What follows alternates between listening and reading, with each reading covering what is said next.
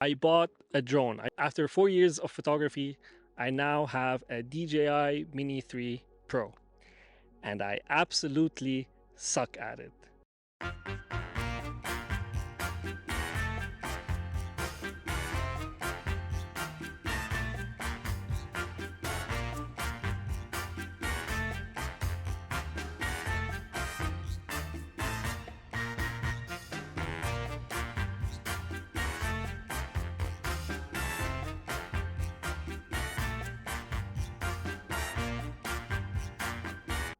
So, in order to learn how to use a drone properly, I decided to talk to someone who I consider is an expert at drone photography. He is a Lebanese content creator, a Lebanese photographer, videographer, filmmaker, whatever you want to call him.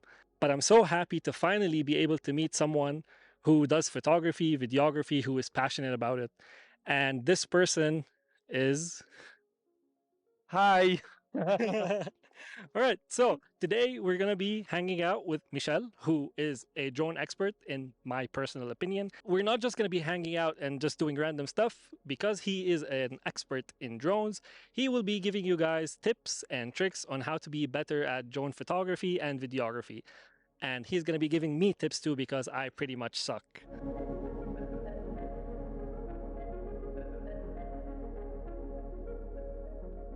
So, as an introduction, my name is Michel Fakhoury. I live here in Lebanon. I'm a freelance full-time filmmaker and director. He might have said that I'm a photographer as well. I don't really consider myself as a photographer, mainly because I don't know. I just do pictures for fun. I never take projects. We're all photographers at heart. Yeah.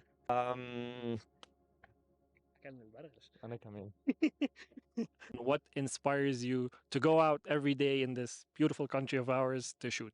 Back in January 2020, I had a trip booked to the Philippines and I was super excited to go there. It was one of my first ever long solo trips.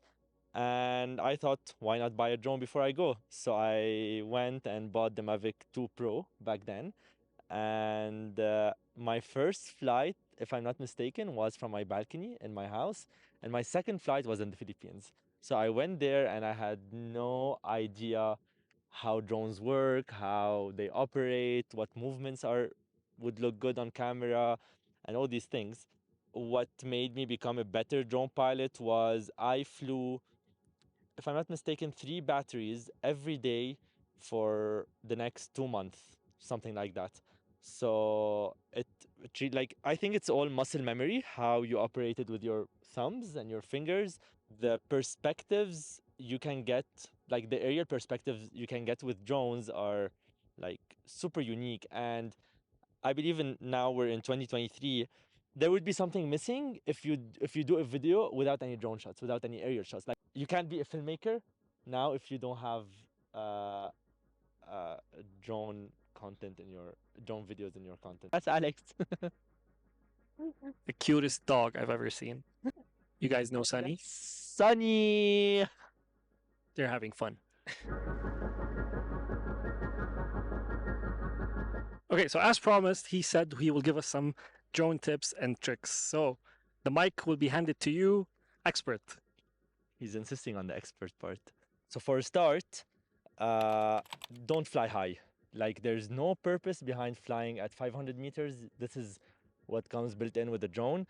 I think the maximum is 500, and there's no purpose whatsoever to go that high, in my opinion. Like, of course, sometimes a shot or two might be useful to go high, but once you go high, you become static. You won't show any depth anymore. You just show like a big place, and that's it.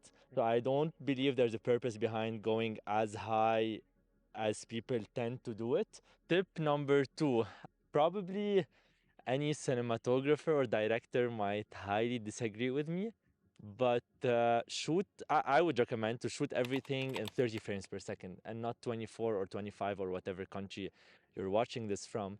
But I believe 30 frames per second gives you like the smoothie, buttery motion, and at the end of the day, you can even interpret it on Premiere or whatever editing software you're using to make it 24, 25 frames per second. But I believe with drone shots and how dynamic they are and the movement, 30 frames per second is just absolutely gorgeous. I see a lot of people using 60 frames or 100 frames on a drone, and I don't see the purpose behind it unless you're focused on a subject that is moving and you want to slow down the motion. Let's say someone is backflipping to on a waterfall. Yeah, you can shoot like 50 or 100, but sometimes just moving into a landscape, there's no purpose behind shooting in 50 or 100. You'd be like sacrificing motion blur, like natural motion blur, so it kind of ruins your shots.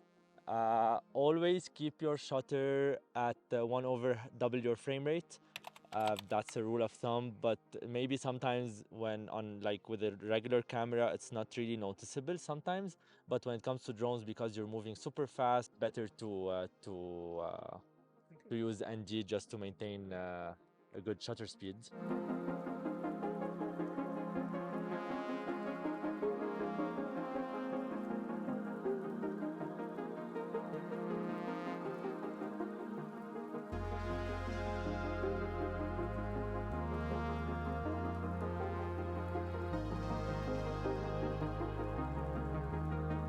Another tip is fly close to subjects. If you can fly between these two trees over this field, that would be gorgeous, I would say. Always think of taking different shots and not focus on the same shot over and over again. Let's say you're taking a parallax shot, which is turning around the subject. There's no purpose behind doing it 3, 4, 5 times.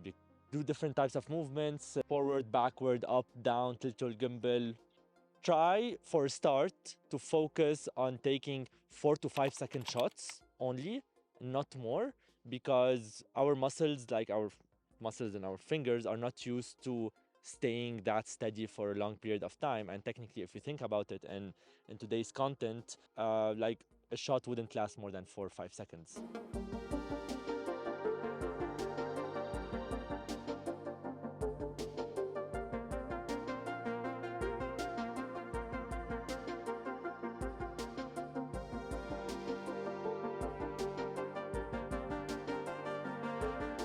Another tip, don't speed up your drone shots if you have moving subjects, because it would look absolutely just like Sims.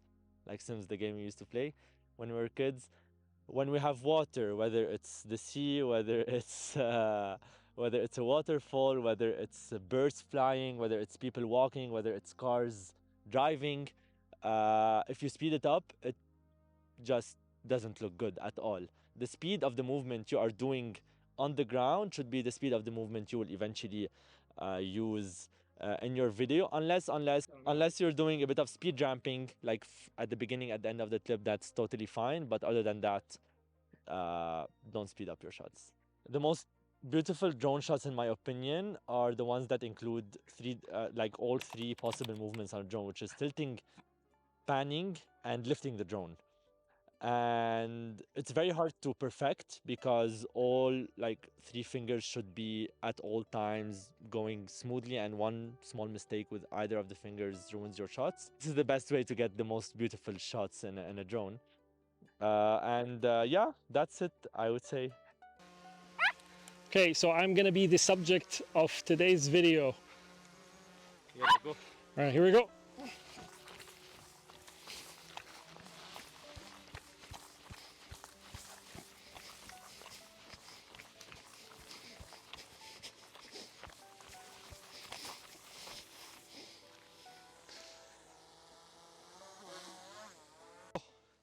One, two, yalla go.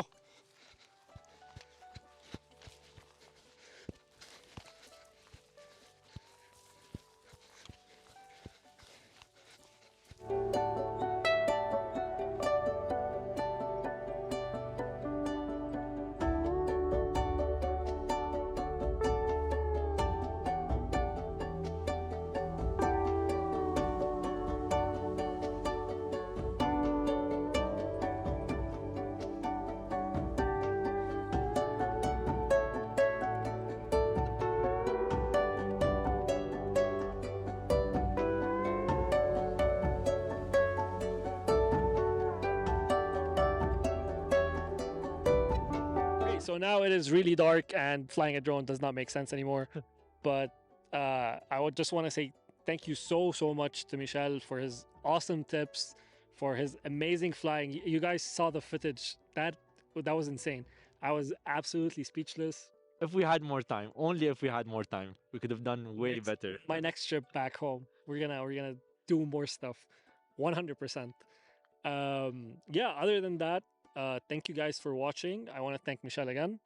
Thank you for having me. It's a pleasure to have finally met you, actually. And Finally, yeah, I hope it was like a good closure to your I learned. Lebanon trip. Oh yeah, I learned so much, and this is actually my last day here. And yeah, other than that, thank you guys for watching. Hope you guys enjoyed, and we'll see you in the next video. See ya. Bye.